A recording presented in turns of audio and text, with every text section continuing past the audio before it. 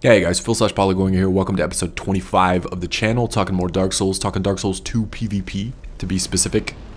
And out of the gate, let me acknowledge, I know this video has been a long time coming. It has been several weeks since I put anything out of consequence, and if I've ever put out anything of consequence. But that is because I am just having a love-hate relationship with this game. I am just fluctuating all over the place. It changes from day to day. My opinions change from day to day, from encounter to encounter. And at present, I cannot decide whether or not I love this thing or loathe this thing. And that is probably a bigger topic than a single video can tackle. So I wanted to touch on a couple aspects of PvP that I've been thinking a lot about and just kind of float some ideas and theories by you guys, namely around soul memory, which I understand is causing a lot of people a lot of grief, myself included, and kind of the implications for the PvP meta community around that. Kind of wanted to talk about the soul level cap a little bit too. It seems to be pretty well established at 150. I was going to throw out some ideas on whether or not I think that's too high, too low. Maybe get a little discussion going around that for some feedback, and kind of frame these things also within the context of a bigger theory that I'm working on. I am really starting to feel convinced that the dev team that put Dark Souls 2 together does not care about the PvP meta community. They did not break PvP on purpose or on accident. It was deliberate, and they just want you to do nothing but PvE in this game. So on this beautiful spring afternoon, the sun is shining, birds are chirping. Way to go talking about the weather. Nothing better to do than sit indoors and talk about Dark Souls 2 PvP. Here we go.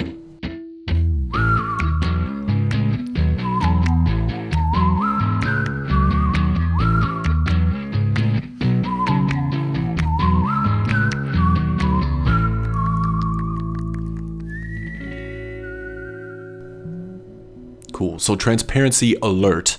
I am pre-recording this commentary. I just had a couple of thoughts rattling around in my brain that I wanted to spit out and get some feedback on, because apparently my brain spits, and didn't have any footage captured that I'm talking to. So any clips you might see going on in the background are not necessarily demonstrative of what I'm talking about. I'm going to try and find things that don't just, come out of left field or anything like that, but there's not going to be any commentary on actual gameplay footage. I wanted to talk about some higher level ideas and stuff like that versus some specifics. I'll get into specifics in future videos, but for this one, the fights that you see happening are not necessarily tied to the topics at hand. And speaking of topics at hand, how about that soul memory? Let's talk soul memory for a little bit, because there has been much ado in the community since about launch of Dark Souls 2 regarding soul memory and kind of the implications it has on the PvP metagame community regarding matchmaking, regarding the longevity of the series, and being able to play with your friends. So I think that's a good place to start. And just to be thorough, just to make sure I cover my bases, this is probably going to be redundant to a lot of people, but I wanted to give a quick summary and remind everybody that in Dark Souls, matchmaking was based exclusively on your level. Whether you were 10 or 30 or 120 or 700, whatever it was, there was a little formula that you could plug into a calculator or do in your head that would match you up with other players based exclusively on your level. In Dark Souls 2, that's still there for New Game at least, but they also introduced this concept of soul memory, which is the accumulation of every soul you have ever had on your person on the current character. So any boss you kill, any enemy you kill, any successful co-op outing, any invaders you banish, any soul item you pop, anything you do that gives you souls adds to your soul memory. And this is now used in addition to levels to do matchmaking. This, I think for PvE, it makes a lot of sense. I assume it was implemented to combat the griefer problem, to where somebody could not just stay super low level and sink a ton of souls into upgrading gear and all that kind of thing and then go out and grief new players. I think it's a good solution there for PvE, but I think it's totally a PvE mechanic, because in the context of PvP, this is a fucking terrible idea. This puts some serious hurt on longevity within the PvP community in terms of being able to consistently match with people down the way, in being able to swap out builds, in being able to play with people that you want to play with. And there's an important distinction to be made in that if you stay in New Game, if you don't finish the game, both your level and soul memory are used for matchmaking. So that is a great way to enforce the level cap, at least. But if you go into New Game Plus and beyond, only soul memory is used to match you up with other players. Level no longer becomes a thing. So we'll start off in new game. Let's use a new game example where you put together a PvP build. Let's say the community finally settles on 150 as the definitive, level cap for the metagame. 150 as an aside I think is entirely too high, spoiler alert, but I'll talk about that a little bit down the way. Let's say it's 150, you're in new game, the level cap is in effect, all is well. And let's say you got a group of people that you're playing with, you're doing fight clubs, you're dueling, and you're all kind of leveling up or acquiring souls simultaneously. You're slaying each other, you're accumulating souls from other fights and things like that, and you're still able to match with each other. Now what happens one of these days when you say, I'm tired of this build, I want to put together a brand new build and go out and play with my friends? You cannot, because your soul memory is going to be significantly lower than theirs, and even if you bring that new build up to 150, you're not going to match with these other guys because of the soul memory discrepancy. And getting it out of the way, there are soul vessels, right? So you can keep your same soul memory, just respin your character, but those are finite items. In new game, there are there 5? I think there's 5. No, there's 6. There's 6 in new game, so you do not have an unlimited supply of these things. So think about the variety in creating builds. Think about how many times you wanted to have an idea for something and try out a new build. You can do that 6 times if you stay in new game and want to keep matching up with your friends in the same soul memory record. Outside of that, you have to start a new build, and you have a long road to hoe before you can catch up and be matched with those guys that you've been playing with all along in New Game Plus. Or I mean in New Game. So in New Game also, think about the implication for streams. Think about you're watching Peeve or Yukis or whoever your favorite streamer is, and they're in some hotshot dueling area with their hotshot build fighting other hotshots, and you say, hey, I want to get in on that with my new hotshot build. And so you go out there at the same soul level, the community defined soul level, which we're assuming is 150, and you're a new build. But maybe these guys have been out there fighting and fighting and fighting and fighting and fighting, and you're not going to get to play with those guys. Think about the implications of what it means for battles of the uploaders, or matching up with your favorite YouTube people, going out there and kicking my ass, for example. Maybe I'm on a build that has a lot of souls, and you're on a new build that says, like, you know what, this build is going to beat the shit out of Poly. It almost certainly will. But we're not going to be able to be matched up because of this freaking soul memory thing. This extra vector of matchmaking fundamentally breaks the PvP meta community because your soul memory cannot not go up. It will go up every time you win, every time you kill some other player in a PvP match, in a duel, in a gank spank, in an invasion. That soul memory will go up. So let's give the game the benefit of the doubt and assume we are still playing it a year from now. I don't know if I am, but think how high your soul memory is going to be on a certain build if you've been playing it all that time. And think about the barrier of entry for a new player or a friend of yours who's new to the game to come out there. Like, you guys are not going to be able to play together. I find that just blows. That blows in so many ways. That is a sentinel of blow. And that, I don't know, I cannot believe that that was an oversight on the dev team's part when they put out Dark Souls 2. I think they implemented that exclusively as a PvE mechanic and said, you know what, PvE is much more important. Screw this whole PvP meta community. I know it's going to break the shit out of what they're doing, but the PvE is more important, and they made a design decision to implement this new mechanic for the sake of PvP or PvE at the expense of PvP. And if you want to have that level cap enforcement in the matchmaking, keep in mind you cannot even get all of the weapons and all of the items in New Game. There are some things that you have to go to New Game Plus and beyond just to get. So that puts a serious limitation on the variety and quality of builds out there.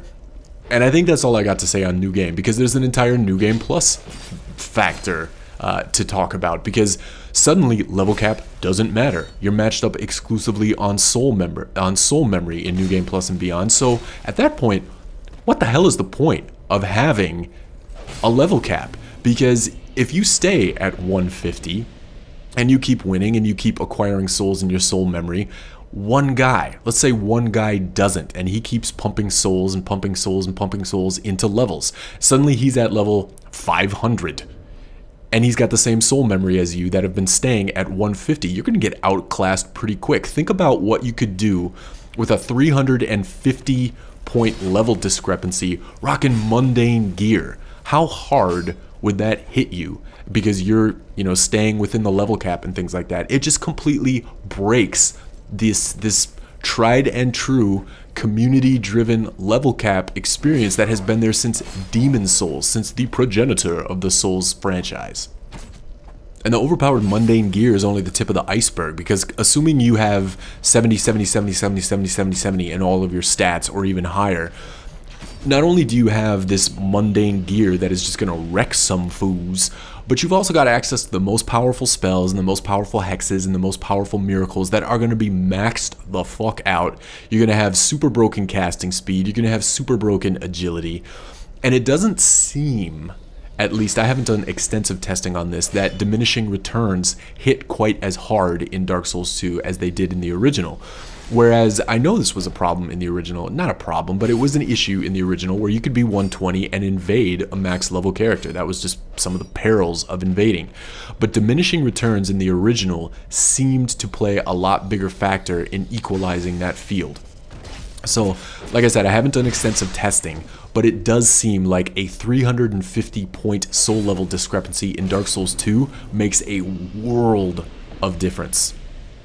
So if I'm missing something, or if you have a counter perspective on this, definitely hit me up. I gotta believe that I'm just missing something, or again, the dev team is trying to steer you into doing exclusively PvE.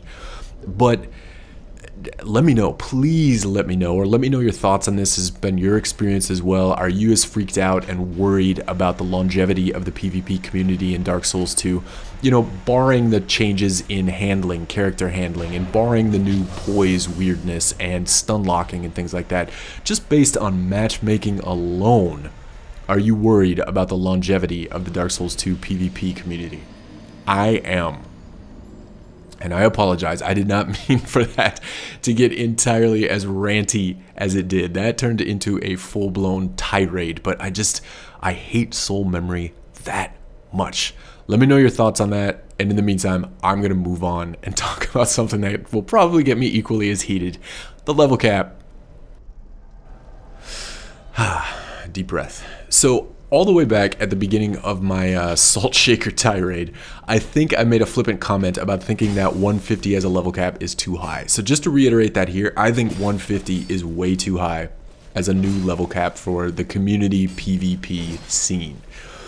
And listening to feedback from people out there that are advocating for 150, I think we all kind of saw this coming. It's new stats. They split endurance from the original into a couple different stats. You now have this adaptability stat.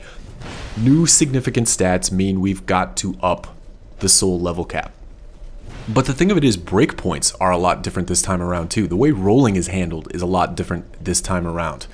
Using endurance as an example, in the original, endurance governed both your carrying capacity, which determined your roll speed, whether or not you fat roll or fast roll or medium roll, and it also determined your stamina. And this time around, it's been split out into two different stats, endurance and vitality.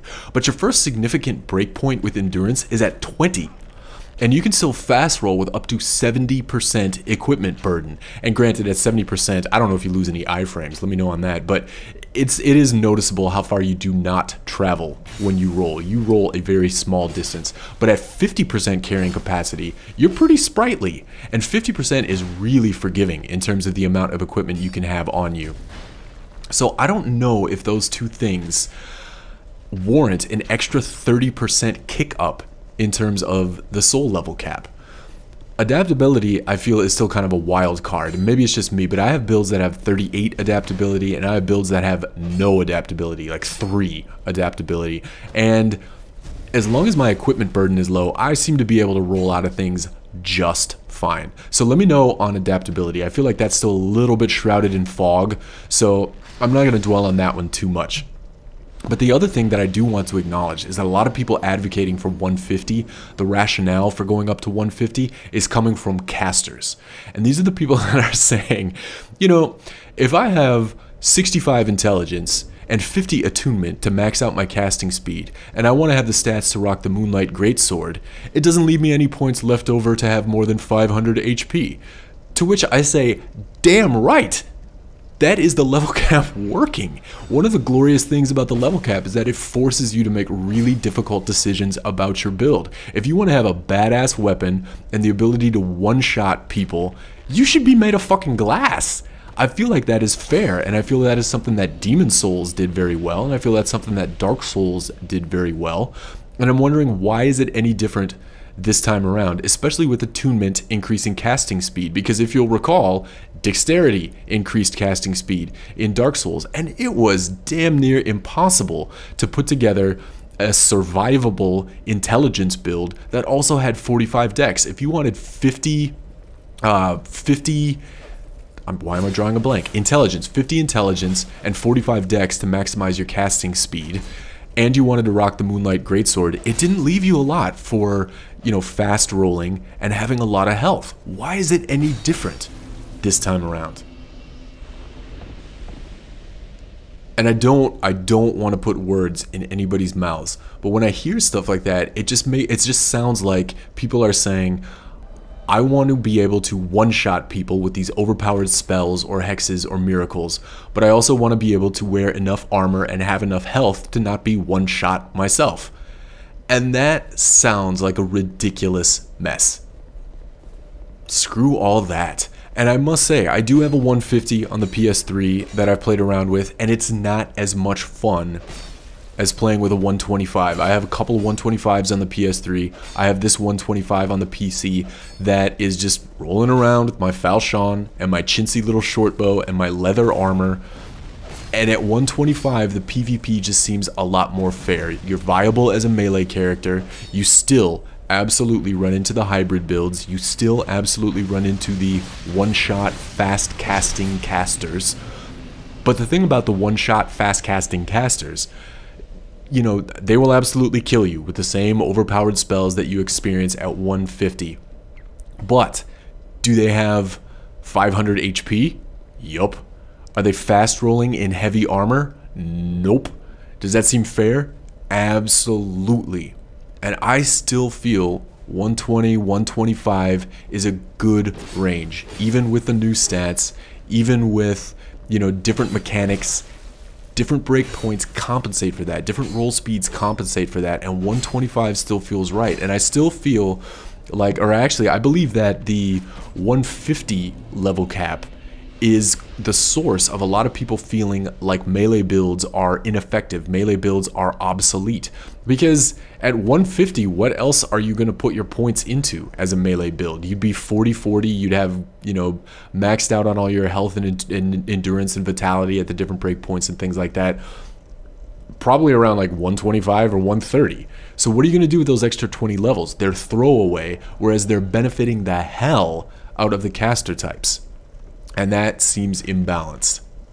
I think 125 is still the way to go, and I'm having a ton of fun with this build. I'll give you a look at it at the end of the commentary. I got to make a note to self to remember to do that and just show you the build. But it's regular new game, starter equipment or close to starter equipment, and it has been a lot of fun playing as a melee build in this level. So I think for the most part, I'm going to be playing at 125 unless somebody comes in with just some airtight justification for jumping up to 150, because 150 seems to say, nah, I just want to beat the shit out of you with my spells.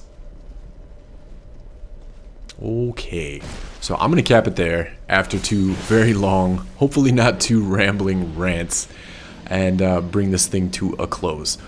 But in summary, Soul Memory is bad. Soul Memory is terrible. Soul Memory fundamentally breaks the PvP metagame. I hope there is a patch coming or a fix coming or some kind of tweak to it. I am not optimistic about that whatsoever. And I also just think 150 is way too high for the level cap. And if you don't believe me, just put together a 125 build and go hang out in some of the hot spots for PvP and see how it hits you. See how it handles differently.